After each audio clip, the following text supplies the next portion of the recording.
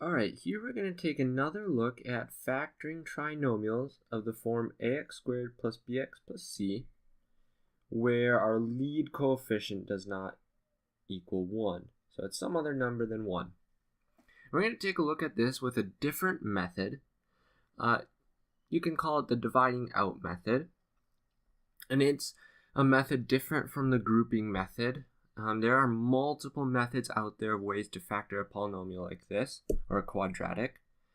And they each have their different little things. And I want to present different methods so that you can maybe land on one that you like the best and stick with that. Because they're all viable. And it's just up to preference sometimes which you like better. I do like this one in that it's sort of a shortcut and it often goes quicker than the grouping method one.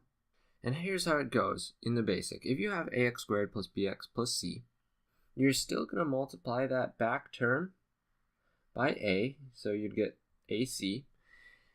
But then here's where you go. You look for factors of that term, a times c, that add up to b, and then you can go right to the factored form of ax plus that number times ax plus the other number, where m and n are those two numbers that multiply to ac but add to b.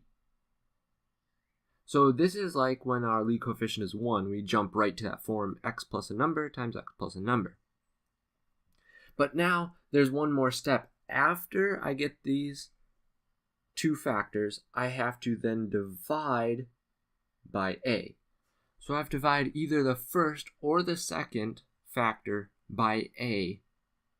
And then I would get my new factor, m divided by a times ax plus n. And that would be your factored polynomial. However, you divide one or the other by a such that there is no fraction. So this right there, that m divided by a, well, that will be a whole number. Because it might be 4 divided by 2, for example, which reduces down to 2. So which factor you pick? Well, it's the one that does not cause a fraction. Okay, let's try some numbers. That will make this all a little bit easier to understand. So I'm going to try 2x squared plus 5x plus 3. And we're going to try and factor this with our dividing out method. So I'm going to multiply the back term by 2. That is the lead coefficient. And I think, what are factors of 6 that add to 5? 1 and 6, those add to 7. 3 and 2, those add to 5. All right, so I've got my two numbers, 3 and 2. And I jump right to this form of 2x plus one of those numbers times 2x plus the other number. But I'm not done yet. I now have to divide one of those factors by what I multiplied by that 2. I'm going to divide the second one. Why do I divide the second one? Because when 2 divides both these terms, I get whole numbers in each. So I get x plus 1 as my other factor. If I would have chosen to divide the first factor, I would have ended up with 3 divided by 2, which is a fraction, and we don't want those in our factors. We want only whole numbers. Let's go backwards and FOIL this and see, does it indeed equal this quadratic? So 2x times 2x is 2x squared. 2x times 1, so it's plus 2x, plus 3x for my inner term. And then my last term's 3 times 1, so plus 3. Combine like terms and you get 2x squared plus 5x plus 3. All right, it checked out. All right, let's try another example then. Get ourselves familiar with it. All right, again, here I list out the steps for how we factor with our dividing out method. Again, you always try and factor out a GCF first. So I look at my polynomial down here. Do I have a greatest common factor between these three terms? It doesn't look like it, so nothing to factor out. I'm going to multiply the last term by the front term. So 10 times 4 is equal to 40. I now find factors of this number that add to the middle term. So factors of 40 that add to negative 13. 10 and 4, those would add to 14. 8 and 5 would go to 13. What about negative 8 and negative 5? There we go. That's negative 13. So the two numbers here -8, -5. And I jump right to this form of 4x, then one of those numbers, times 4x and the other number. I divide either the first factor or the second factor by a, by my lead coefficient, by that 4. Now notice that caveat. You may divide both the first factor and the second factor by factors of a to avoid fractions. We'll check that out in the next example. Okay, so I've got to divide one of these factors by 4. I don't want to do the second factor because, again, divide that by 4, I'm left with the fraction 5/4. It doesn't divide evenly. So I'm going to divide the first one because 4 divided by 4 is just 1x. And then 8 divided by 4 is 2. Keeping the sign with it, it's x minus 2. And then the second factor just stays the same. So it's 4x minus 5. And there, we got it factored. Pretty quick and easy, not too many steps to it. Okay, a final example of factoring with our dividing out method. Can I factor out a greatest common factor? Checking that. 8, -10, 3. No, they don't share anything.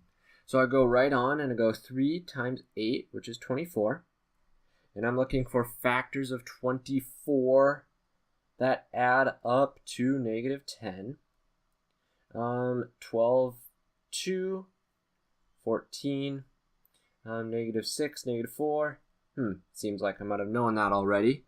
But go through all your factor pairs and find which add to -10. There we go. -6, -4.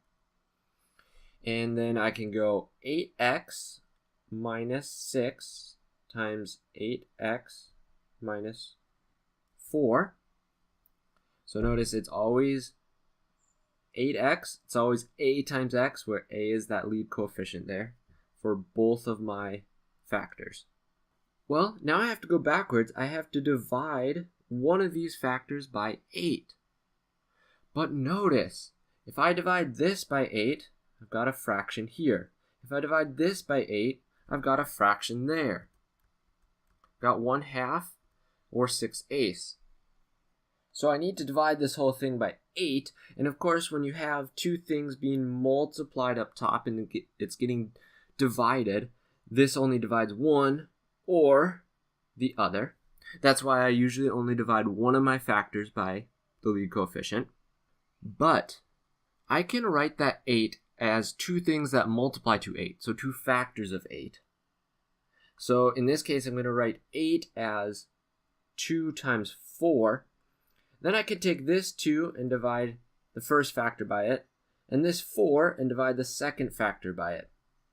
And by doing so, I'm still dividing the whole thing by 8, just represented as 2 times 4. So I'm still dividing it all by 8, but now I can divide the first factor by 2, and it leaves me 4x minus 3. And I can divide the second factor by 4, and I'm left with 2x minus 1. And now I have no fractions in my two factors. And that's what I want. I want all whole numbers in there. So let me do that last step just a little bit quicker with less explanation. 8x minus 6 times 8x minus 4.